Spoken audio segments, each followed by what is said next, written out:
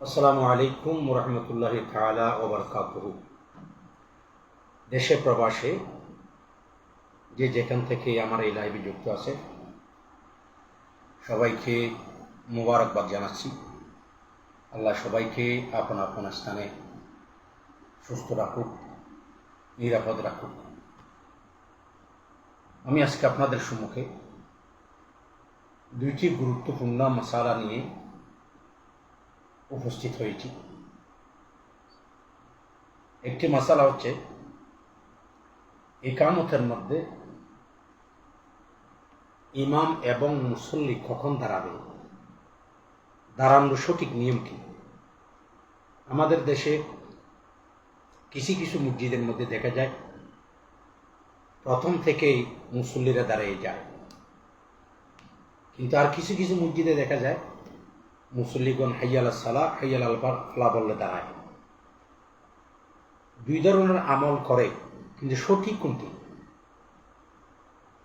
এই বিষয়টি নিয়ে আমি প্রথমে আপনাদের সম্মুখে আলোচনা করতে চাই। কোরআন এবং হাদিস মতে ইকামতের মধ্যে হাইয়া আলাস সালাহ হাইয়া আল ফালাহ হাইয়া আল ফালাহ বললে দাঁড়ানোটা সুন্নত, এটা এবং কোরআন এবং হাদিস মোতাবেক। যেমন ফতোয়া আলমগীরিতে আছে, কেউ যদি ইকামত চলাকালীন সময়ে আসে তাহলে সে তাড়াতাড়ি বসে যাবে এবং বসে বসে ইকামত শুনবে এবং হাইয়া আল ফালাহ বললে দাঁড়াবে। যেমন ফতোয়া আলমগীরির এবারত এভাবে আছে, ইয়াকুমুল ইমামু ওয়াল কওমু ইযা ক্বালাল মুয়াজ্জিনু হাইয়া আল ফালাহ।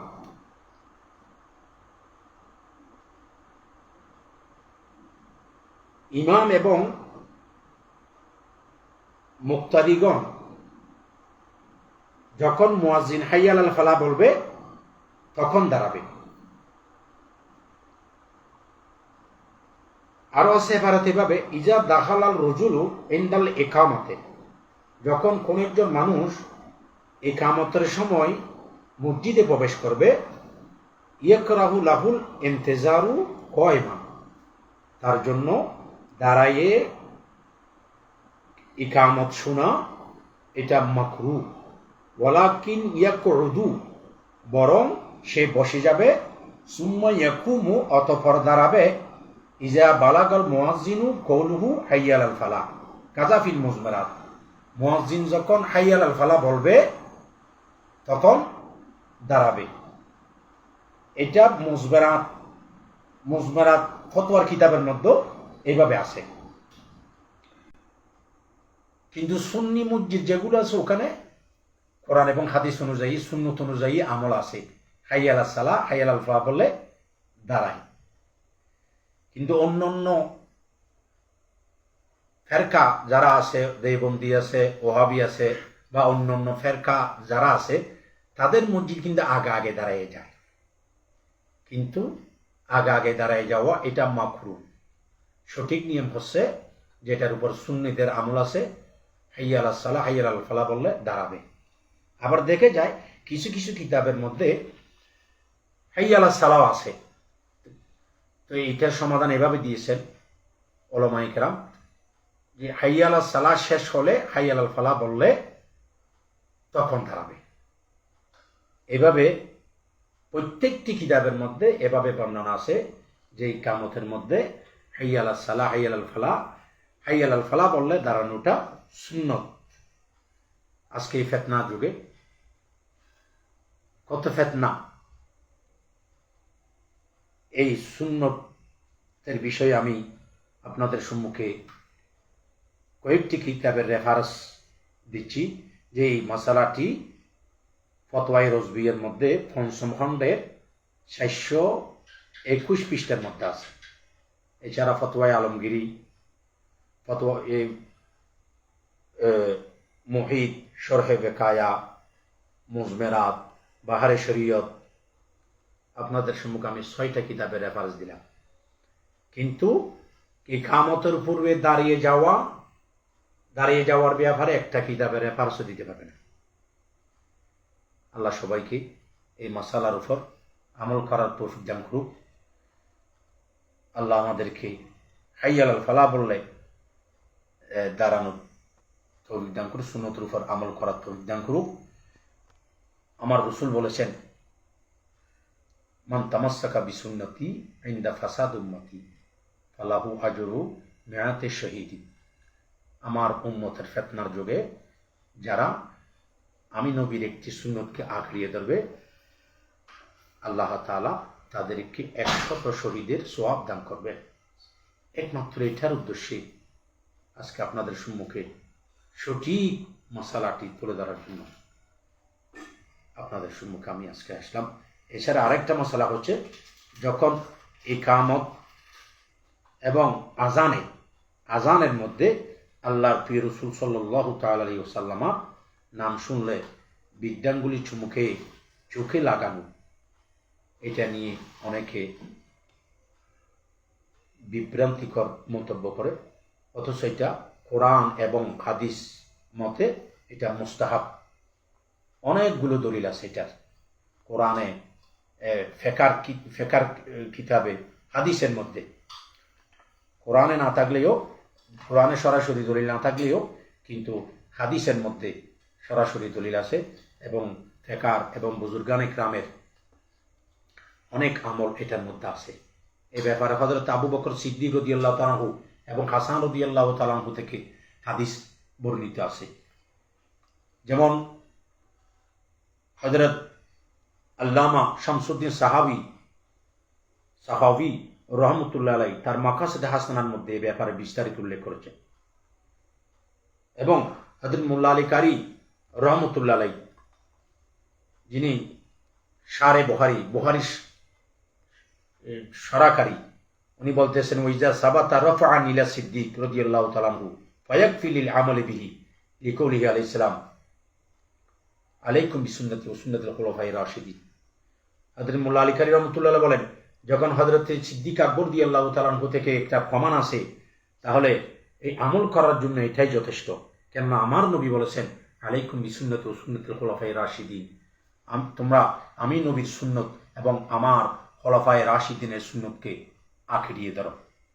আবার ফতোয়ায়ে রজবিয়ার মধ্যে আলা হযরত আজিমুল বরকত ইমাম আহলে সুন্নাত ইমাম আহমদ রেজা খান ফাজলে বেরলভী রাদিয়াল্লাহু তাআলা আনহু বলেছেন যে একটি বিষয় সিদ্দিক আকবর রাদিয়াল্লাহু তাআলা আনহু থেকে প্রমাণ হওয়াটা, এটা তো হুবহু নবী পাক সাল্লাল্লাহু তাআলা আলাইহি সাল্লাম থেকে প্রমাণ হওয়া।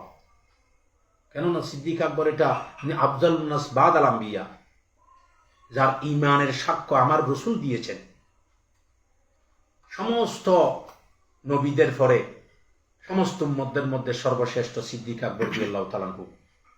এ ব্যাপারে হাদিস শরীফ আসে, রুবি আনি নবী সাল্লাল্লাহু তাআলা আলাইহি ওয়াসাল্লাম আন্নাহু ক্বাল মান সামিআ ইসমি ফিল আযান, যে ব্যক্তি আমার নাম শুনবে আযানের মধ্যে, ওয়া ওয়াদা ইবহামাইহি আলা আইনাইহি, এবং তার দুটি বিদ্যাঙ্গুলি চুমুকে তার চোখের মধ্যে লাগাবে, ফাআনা তালিবুহু ফি সুহুফিল কিয়ামা, আমার নবী বলতেছেন যে আমি কিয়ামতের ময়দানে সেই খাতার সমূহের মধ্যে তাকে তালাশ করব, অকাইদুহু ইলাল জান্নাহ, এবং আমি তাকে আমার পিছে পিছে তাকে জান্নাতে নিয়ে যাব। এভাবে বিশ্ববিখ্যাত ফতোয়ার কিতাব, যে ফতোয়ার কিতাবটি সবাই মানে, যে ফতোয়ার কিতাবটি সরকারি বেসরকারি দরসে নিজামি সকল মাদ্রাসার মধ্যে নেশাবভুক্ত, প্রত্যেক স্থানে এই কিতাবকে এটা সবাই মানে, এটা রেফারেন্স মানে। এই ফতোয়ায়ে শামীর মধ্যে, ফতোয়ায়ে শামী বিশ্ববিখ্যাত ফতোয়ার কিতাব শামীর মধ্যে আছে, ইস্তাহাব্বু আন ইউকালা ইনদা সামাইল উলা মিনাশ শাহাদাতি সাল্লাল্লাহু আলাইহি ইয়া রাসূলুল্লাহ ওয়া ইনদা সানিয়া মিনহা কুররাতু আইনি বিকা ইয়া রাসূলুল্লাহ। ইমাম ইবনে আবিদিন শামী রহমতুল্লাহ আলাইহি বলতেছেন, মুস্তাহাব হচ্ছে যখন মুয়াজ্জিনে প্রথম শাহাদাতে বলবে আশহাদু আন্না মুহাম্মাদুর রাসূলুল্লাহ, তখন প্রথমবারে সাল্লাল্লাহু আলাইহি ইয়া রাসূলুল্লাহ বলা, দ্বিতীয়বার যখন বলবে তখন খুবরাতু আইনি বিকা ইয়া রাসূলুল্লাহ বলা, সুম্মা ইয়াকুলু, এরপর বলবে আল্লাহুম্মা মাত্তাইনি বিস-সামঈ ওয়াল বাসার বাদা ওয়াদ'i যুফরাইল ইবাহামাইহি আলা আইনাইহি।